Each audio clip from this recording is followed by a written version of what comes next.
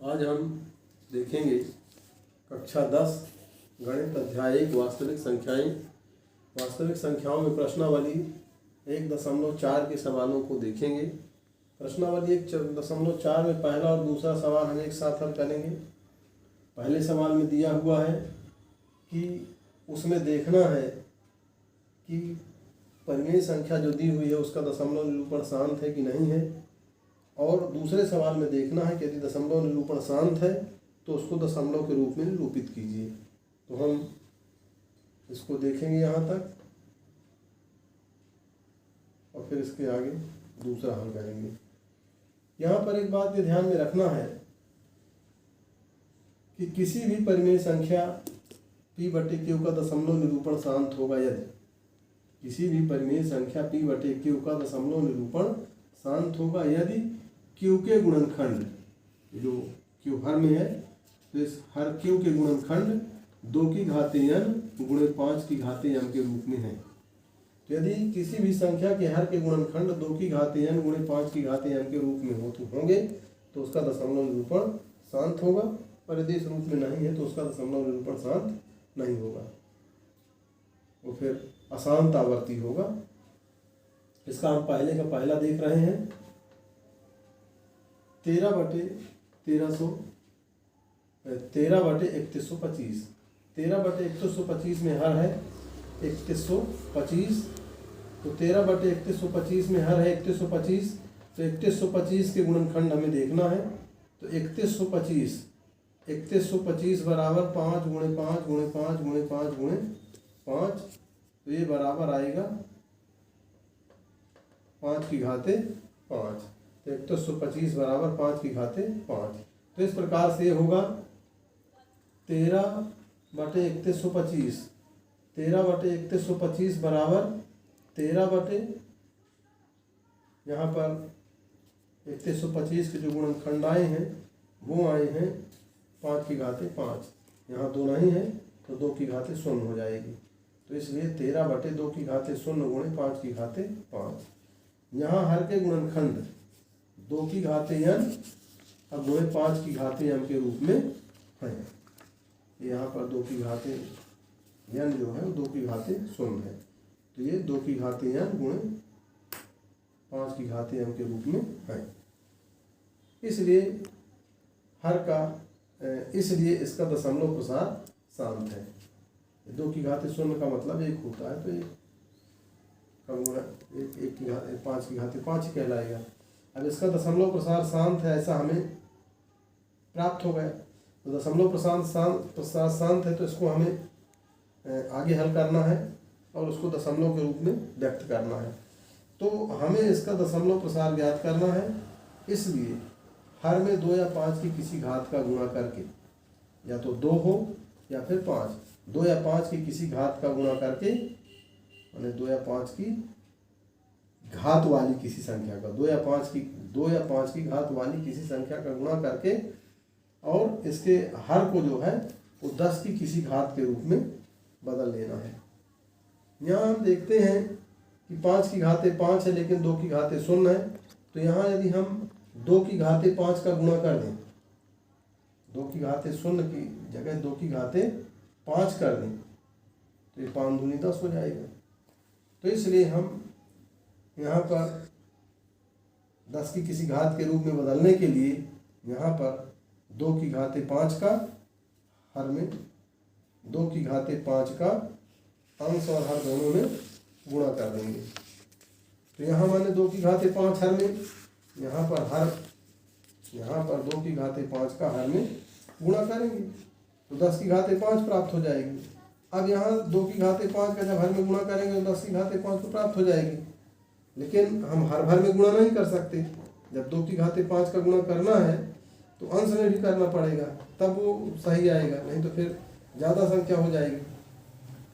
तो जो भी करेंगे हम अंश और हर दोनों में करेंगे, तो इसलिए यहाँ पर अंश तथा हर दोनों में 2 की घाते 5 का गुणा कर दिया, तो 13/3125 बराबर 13/5 की घाते 5 गुणे 2 की घाते 5 गुणे 2 की घाते 5, तो इसलिए हो जाएगा बराबर 13 गुणे 2 गुणे 2 गुणे 2 गुणे 2 बटे ये दोनों की घातें 5 हो गई, दोनों की घातें 5 हो गई तो इसको एक घात में लिख देंगे।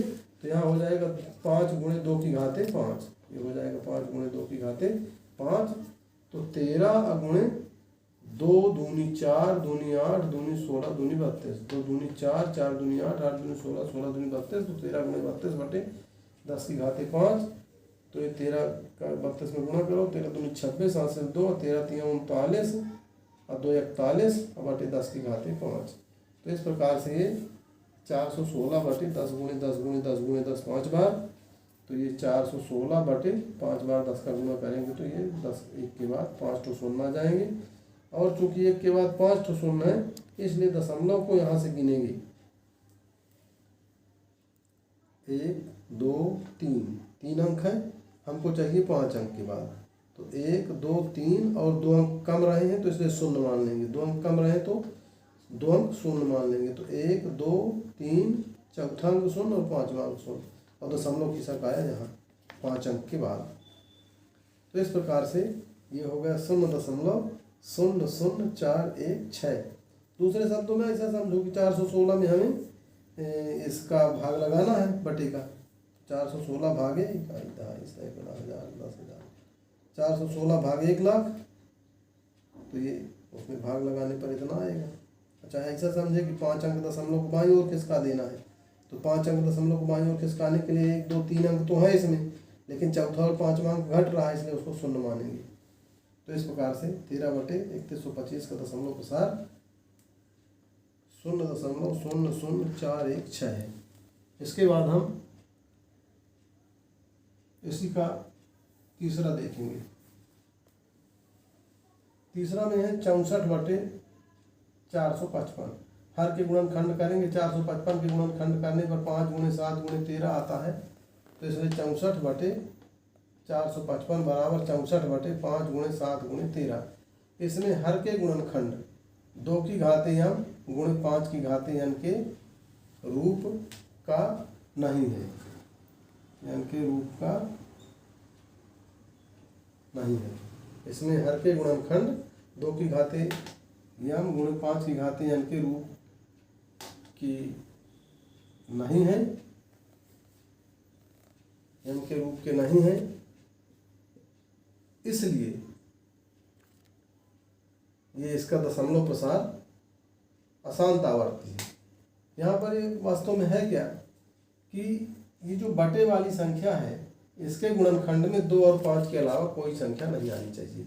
यदि 2 और 5 के अलावा कोई संख्या आती है तो फिर उसका दशमलव प्रसार शांत नहीं होगा। तो यहाँ हर के अभाज्य गुणनखंड में 5 आया है, 7 आया है, 13 आया है, तो माने 5 के अलावा 7 और 13 भी आ गया है।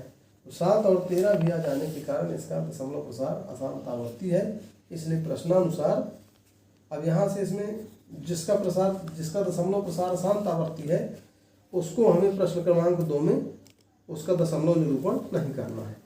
तो इसलिए यहाँ प्रश्न क्रमांक 2 के अनुसार प्रश्नानुसार प्रश्न क्रमांक 2 में इसका दशमलव निरूपण नहीं करना, इसलिए यहीं पर करेंगे, यहीं तक करेंगे। तो प्रश्न नंबर 2 इसमें नहीं आएगा, इसमें आया था। यहाँ पर ध्यान देने की बात यह है कि उन्हीं संख्याओं का दशमलव निरूपण शांत होता है, उन्हीं संख्याओं का दशमलव निरूपण शांत होता है जिनके हर के अभाज्य गुणनखंडों में 2 या 5 के अलावा कोई भी गुणनखंड न आए। इसके बाद इसका हम 6वां सवाल देखेंगे। 6वां सवाल है 23 बटे 2 की घातें 3 गुणे 5 की घातें 2। 23 बटे 2 की घातें 3 गुणे 5 की घातें 2, हर के अभाज्य गुणनखंड। यहाँ पर हम क्या हर के अभाज्य गुणनखंड देखते हैं, 2 की घातें 3 गुणे 5 की घातें 2। तो ये हो जाएगा 2 गुणे 2 गुणे 2 गुणे 5 गुणे 5। यहाँ हम देखते हैं तो इसलिए 23 बटे 2 की घातें 3 गुणे 5 की घातें 2 वही आ जाएगा 23 बटे 2 की घातें 3 गुणे 5 की घातें 2। यहाँ पर हम देखते हैं कि हर के अभाज्य गुणनखंड में 2 और 5 ही हैं। हर के अभाज्य गुणनखंड में 2 और 5 के अलावा कोई संख्या नहीं है। इसलिए हम कहेंगे कि यहाँ पर हर के अभाज्य गुणनखंड 2 की घातें n और 5 की घातें m के रूप में है।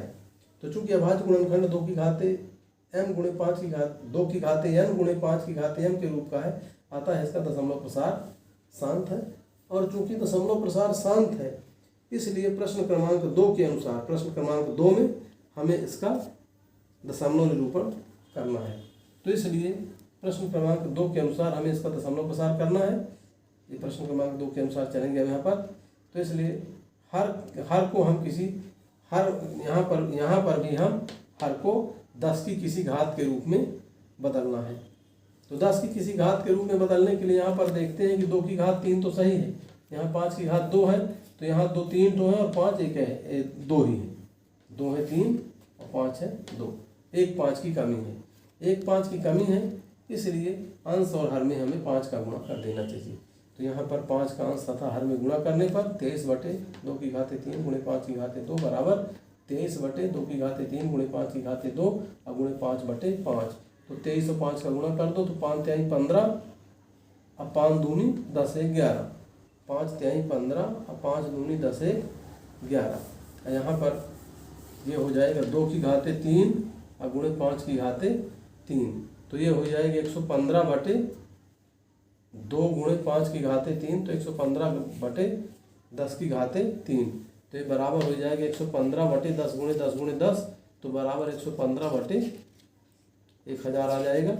और 1000 का 115 में भाग लगाएंगे तो यहाँ शून्य गिन लो, 1 2 3 3 शून्य है, तो यहाँ 3 अंक के बाद दशमलव लगा देना है। तो 3 शून्य है तो इसलिए 3 अंक के बाद पहला अंक, दूसरा अंक, तीसरा अंक, 3 अंक के बाद दशमलव लगा दिया, तो ये हो गया 0.115। तो 23/2 की घाते 3 गुणे 5 की घाते 2 का दशमलव प्रसार 0.115 है। इस प्रकार से सवाल है। अन्य सवालों को भी हम इसी प्रकार से हल कर सकते हैं। तो शेष सवालों को इसी नियमों के अनुसार हल करना है। बाकी सरल सवाल है, कठिन नहीं है। आगे के अध्याय का शुरुआत अगले दिन से करेंगे। आज के लिए यहीं तक।